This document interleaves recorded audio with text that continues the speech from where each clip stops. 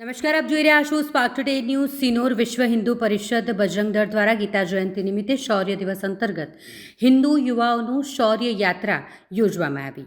સિનોર પ્રખંડના યુવાનોમાં રાષ્ટ્રભક્તિ, હિન્દુ સનાતન ધર્મ પ્રત્યે નિષ્ઠા તેમજ સ્વાભિમાન પ્રગટે તે માટે વિશ્વ હિન્દુ પરિષદ બજરંગ દળ દ્વારા ગીતા જયંતિ નિમિત્તે હિન્દુઓની શૌર્ય યાત્રાનું આયોજન કરાયું, જેમાં સિનોર રણછોડજી મંદિરથી રામજી મંદિર અને રામજી મંદિરથી રણછોડજી મંદિર સુધી આ શૌર્ય યાત્રા યોજવામાં આવી.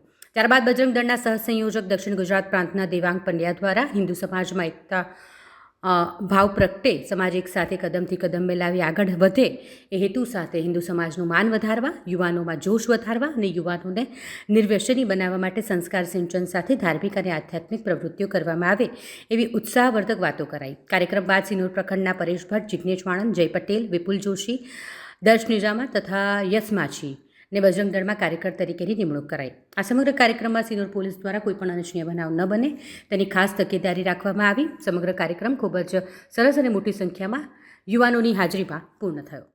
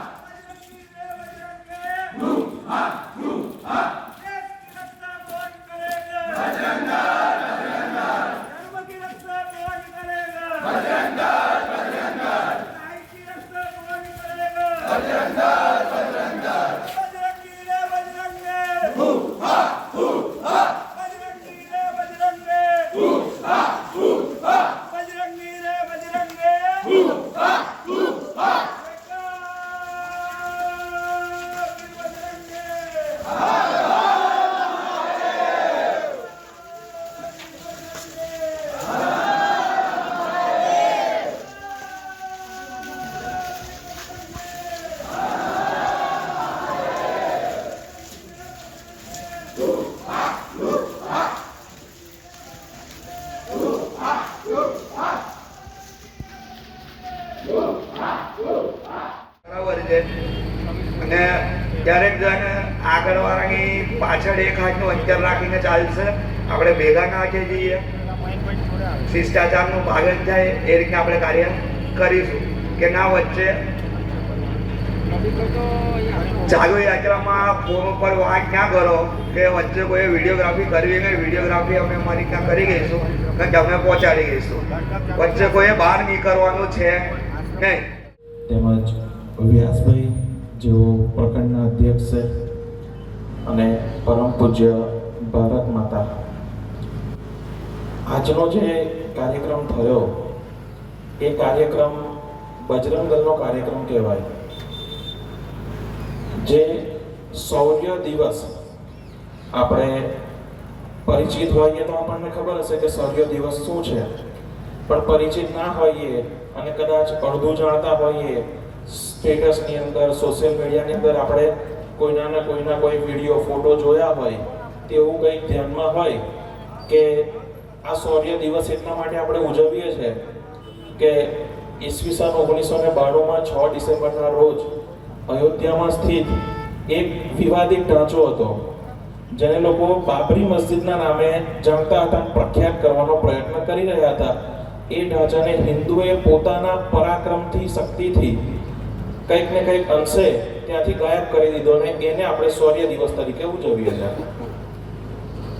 તો એ શૌર્ય દિવસના ઉપલક્ષમાં આજે હિન્દુઓની અંદર રહેલી એ ચેતના, હિન્દુઓની અંદર રહેલા એ પરાક્રમ, એ શૌર્યને જગાડવાનો પ્રયત્ન આપણે કર્યો ને.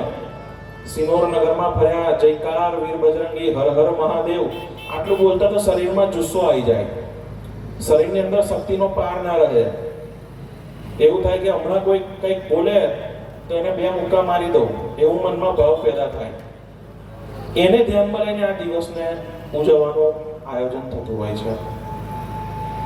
વિશ્વ હિન્દુ પરિષદની વાત કરું તો વિશ્વ હિન્દુ પરિષદની સ્થાપના ઈસવીસન 1964માં 29 ઓગસ્ટના દિવસે મુંબઈ સ્થિત સાંદીપની આશ્રમ, જે સ્વામી ચિન્મયાનંદજીનો આશ્રમ હતો, ત્યાં રાષ્ટ્રીય સંત ટુકડોજી મહારાજની આગેવાનીમાં તેમજ રાષ્ટ્રીય સ્વયંસેવક સંઘના દ્વિતીય સરસંચાલક ગુરુજીની આગેવાનીમાં વિશ્વ હિન્દુ પરિષદની સ્થાપના થઈ. વિશ્વ હિન્દુ પરિષદની સ્થાપના થઈ તો સૌ પ્રથમ તો વિશ્વ હિન્દુ પરિષદને સમાજની અંદર રહેલા દૂષણોને દૂર કરવાનું કાર્ય સોંપવામાં આવ્યું. તો કે સમાજમાં રહેલા દૂષણો શું, કેવા દૂષણો? તો સૌથી પહેલું હતું સામાજિક સમરસતાનો અભાવ હતો. જાતિ પંથના વાળા હતા, એકબીજાને માન સન્માનનું કોઈ ધ્યાન હતું નહીં. જાતિની અંદર વેચાયેલા લોકો એકબીજાને વારે વારે અપમાનિત કરતા હતા, પ્રતાડિત.